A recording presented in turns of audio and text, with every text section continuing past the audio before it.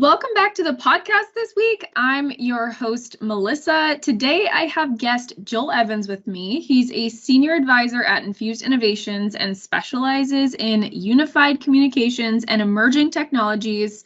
He works with a lot of organizations on leading technology strategies in the modern workplace.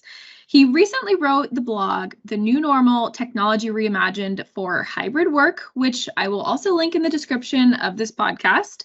It was really interesting to read, considering the times that we're living in and how quickly organizations are having to shift to remote work and hybrid work to meet the demands and new employee expectations. So I want to talk a little bit about that today, but hi, Joel, how are you? Hi, Melissa. How you doing? I am doing so good today. How are you? I'm great, thank you. Excited to always be on a podcast with you. I had a lot of fun in the last one too. You were awesome, and it's so good to have you back. You wrote a blog for us recently, so I kind of want to talk about that. And in your blog, you talked about how the pandemic showed us this need for unified communications. What exactly is unified communications and how the pandemic brought this to light for so many organizations? Sure, absolutely. So unified communications, the term has been around for quite a while. And pre-pandemic, it really was about bringing together a whole bunch of different technologies to assist in unifying communication, as the name states. So you can imagine that we've got, telephone systems that are separate from messaging systems that are separate from video conferencing systems, et cetera. And pre-pandemic, there was a really big push to sort of get unified communications to happen. But once the pandemic hit, companies were scurrying to see how fast they could enable their workforce in a remote fashion. So the need really became a giant focus, not just on communication, but on collaboration.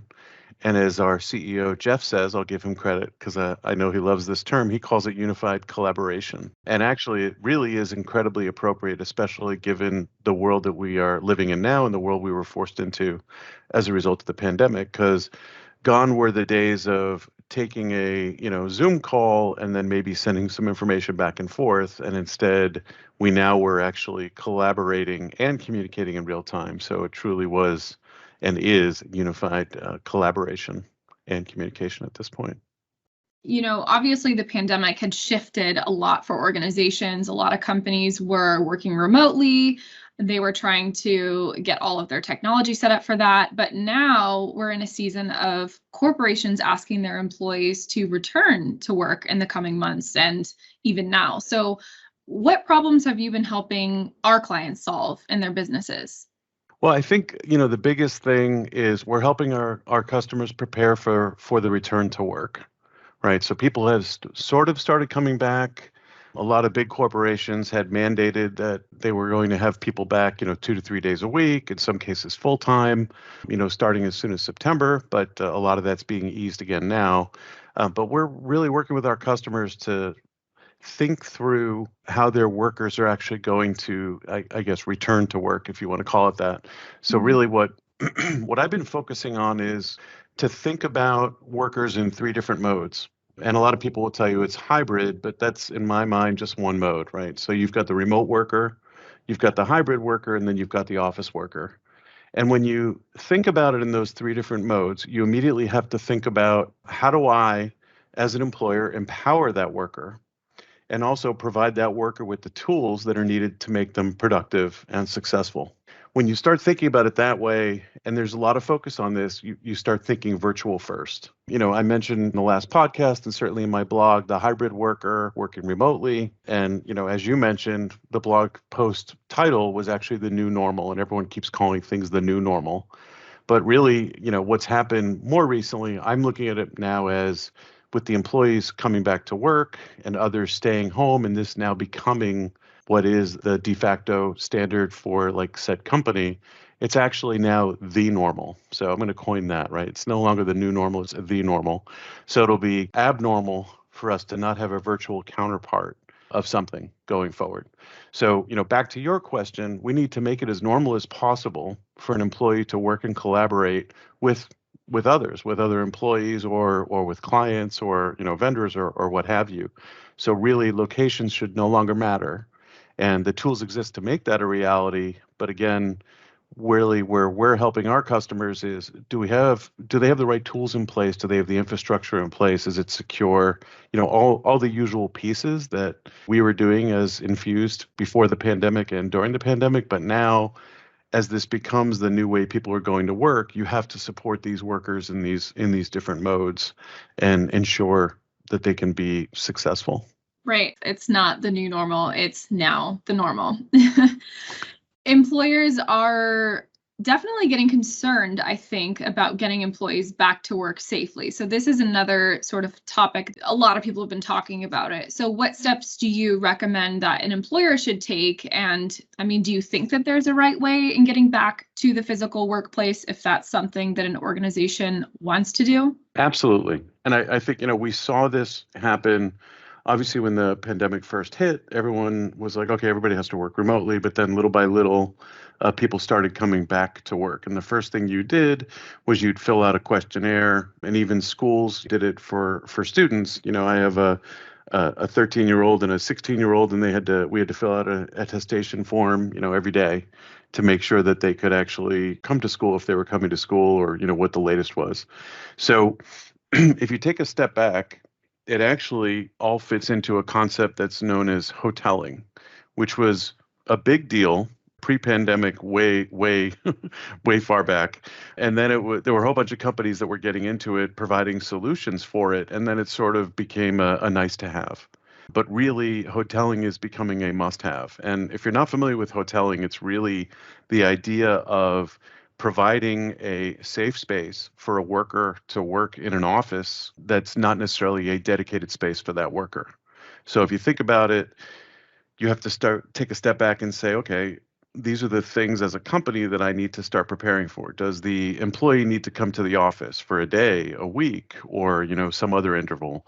Is it one office? Is it multiple offices? Is the employee healthy? Is there a space available for that employee to come in and work, right? So depending on the state and its requirements, and then the company's requirements, there's varying rules of compliance. So long story short, there's a ton of solutions out there that do little bits and pieces of this. And what's starting to happen now is some are really rising to the occasion, either birthed during the pandemic or retrofitted as a result. But again, overall, it's called hoteling. There's a lot of great solutions out there. It starts at a point of a questionnaire. It can integrate with badge systems, et cetera.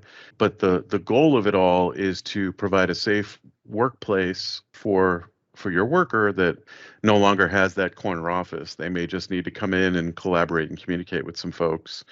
So either to have a safe space and also to be able to look up and see are people that they're traditionally going to be collaborating with in the office at that point. All those solutions sort of come into play. I'll tease a future blog post. We'll be putting out a future blog post on solutions that are actually out there and things that you need to think about as a corporation and as an institution to provide a safe work environment for any type of a return to work. Hoteling, that's interesting.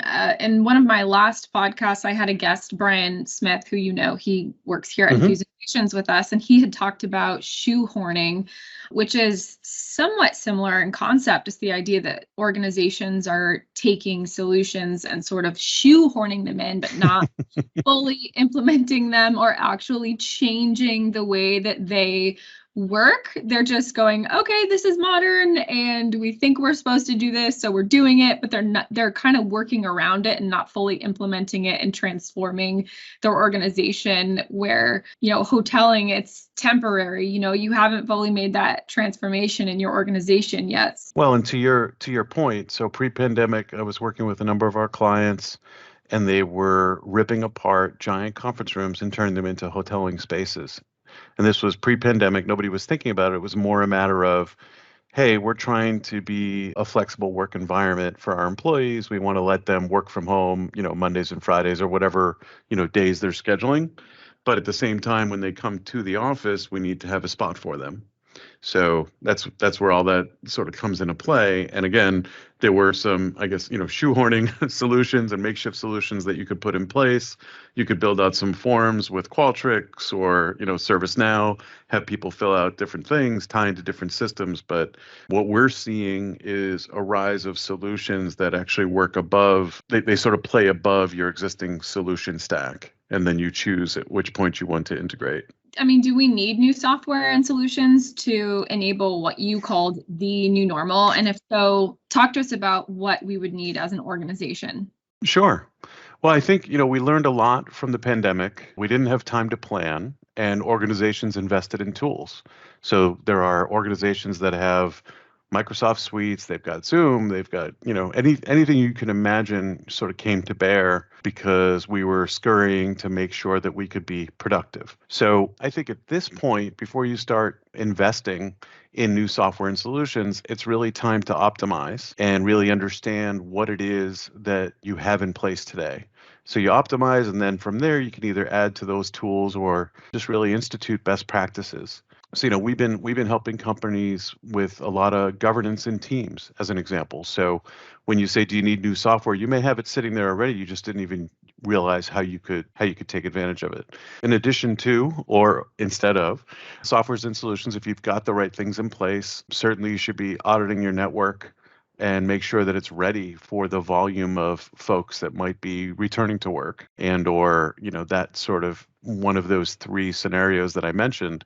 You likely are going to have employees in all those scenarios, so remote, hybrid, and office. And do you have the right tools in place, both from a bandwidth perspective, security perspective, et cetera, to be able to go? So I think before you start buying new, take that step back, look at really what you have in place today, figure out ways of optimizing, and whether or not some best practices need to be put in place to get you to the next level. Speaking of best practices, what can companies do to prepare for the shift in the modern workplace? There's, like you mentioned prior, there's going to be those three different types. There's organizations that are going to remain virtual.